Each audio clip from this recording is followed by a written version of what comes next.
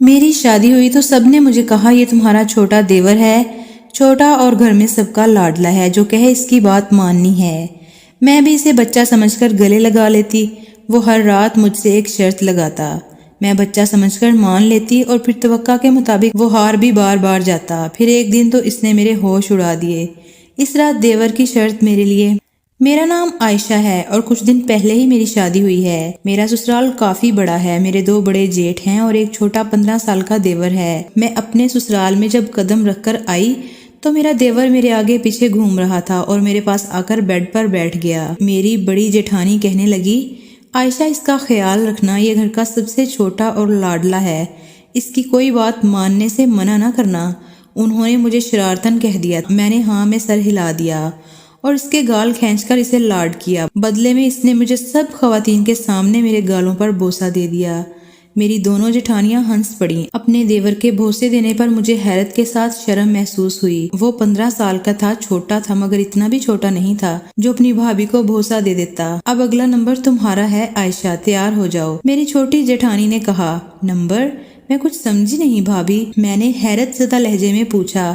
ارے اس کا مطلب ہے تیار رہو، دیور جی آتے ہی ہوں گے تمہارے پاس کمرے میں، میری بڑی جیٹھانی نے وضاحت پیش کی۔ چلو کاشف اپنے کمرے میں، صبح باتیں کر لینا مزید اپنی نئی بھابھی کے ساتھ۔ میری چھوٹی جیٹھانی نے کاشف کا ہاتھ تھاما اور اسے بیڈ سے اٹھایا، مگر اس نے جانے سے انکار کر دیا اور بولا، نہیں میں نہیں جاؤں گا، مجھے بھابھی کے ساتھ کھیلنا ہے۔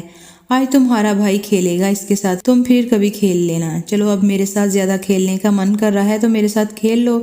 میرا دیور نہیں جا رہا تھا مگر میری جٹھانیاں اسے زبردستی اپنے ساتھ لے گئیں۔ ان کی باتیں سن کر میرا سر چکرانے لگا تھا، خاص کر اپنے دیور کی باتیں مجھے بہت بری محسوس ہوئی تھیں۔ آخر وہ کون سا کھیل کھیلنے کی بات کر رہا تھا؟ رات کے اس پہر وہ بھی اپنی نئی نویلی دلہن کے ساتھ کھیل کون سا کھیلا جاتا ہے؟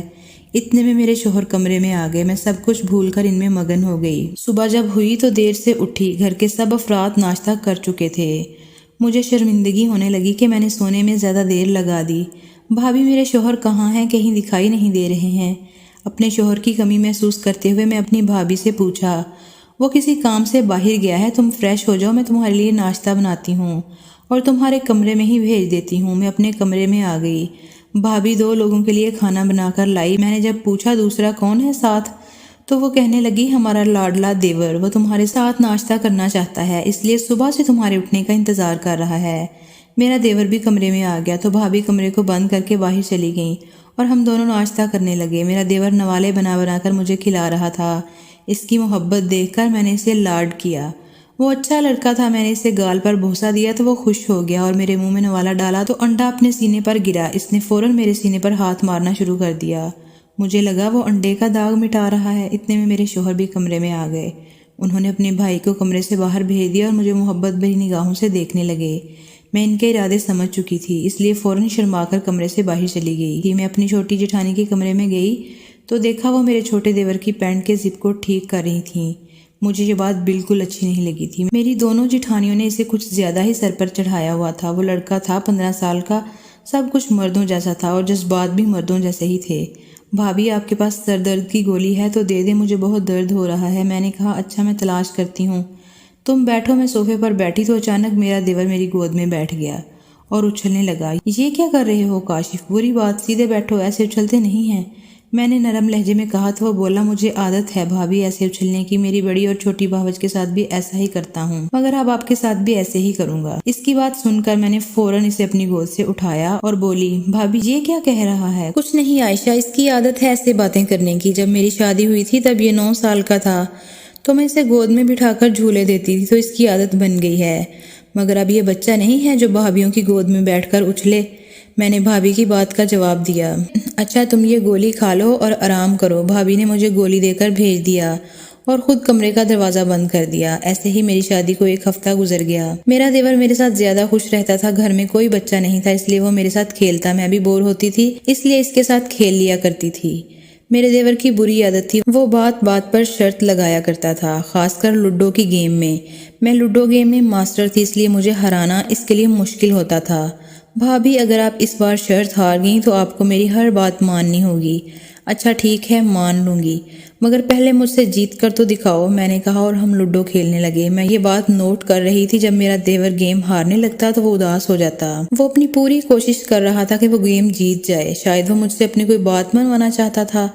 लूडो खत्म हुई और मैं गेम जीत गई तो वो उदास हो गया। मैंने इसे चॉकलेट दी और कहा, उदास नहीं हो काशिफ, ये सिर्फ एक गेम है, हम कल फिर खेलेंगे भाभी, और देखना मैं ही जीतूंगा, मेरे देवर ने कहा और वहां से चला गया। शाम के वक्त मैं अपनी छोटी जेठानी के कमरे में गई तो ये देखकर मुझे बेहद गुस्सा आने लगा। मेरा देवर इसकी गोद में बैठा हुआ था और तेज तेज उछल रहा था। सख्त लहजे में भाभी को पुकारा। मुझे देखकर वो घबरा गई और फौरन काशिफ को अपनी गोद से उतारा। काशिफ का रुख भाभी की ही तरफ था जब वो गोद में था। मुझे देखकर काशिफ बाहर भाग गया। भाभी बुरा मत मानना, मगर आप काशिफ के साथ गलत कर रही हैं। ये बच्चा नहीं है जो आप और इसकी हरकतें देख ना सकें, ऐसा कुछ नहीं है। आयशा, मेरे पास अपना शोहर है, मैं हर दिन इसके साथ वो करती हूँ, फिर मुझे इस बच्चे की क्या जरूरत है। उन्होंने कहा तो मैं खामोश हो गई। रात के वक्त मैं किचन में अपने शोहर के लिए दूध गर्म करने गई तो मैंने देखा देवर भाभी के कमरे में झांक कर कुछ देखने की कोशिश कर रहा था। शायद वो इन दोनों को वो करते हुए देख रहा था। तभी वो भाभी की गोद में बैठकर करने की कोशिश करता। मैं कमरे में वापस आ गई। सुबह मेरा देवर फिर लूडो खेलने लगा। मैं जानबूझकर हार गई, ये देखने के लिए कि वो क्या शर्त रखेगा। वही हुआ, जैसे ही वो जीता तो खुशी में पागल हो गया और बोला, भाभी आप हार गई हैं, अब आपको मेरी हर बात मानकर मेरे साथ वो करना होगा जो दरमियाना भाई हर दिन भाभी के साथ करता है। ये सुनकर मेरा सर घूम गया। मैंने इसे थप्पड़ मारा और बोली, तुम्हें शर्म नहीं आती ये सब कुछ कहते हुए?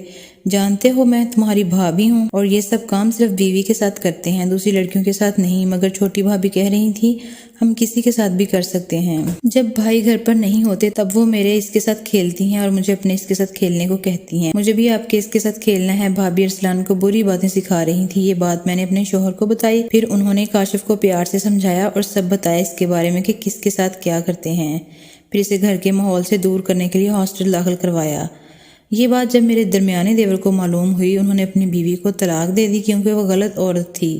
मासूम बच्चे को नहीं बख्शा। काशिफ हॉस्टल में अब सिर्फ पढ़ाई पर ध्यान दे रहा था।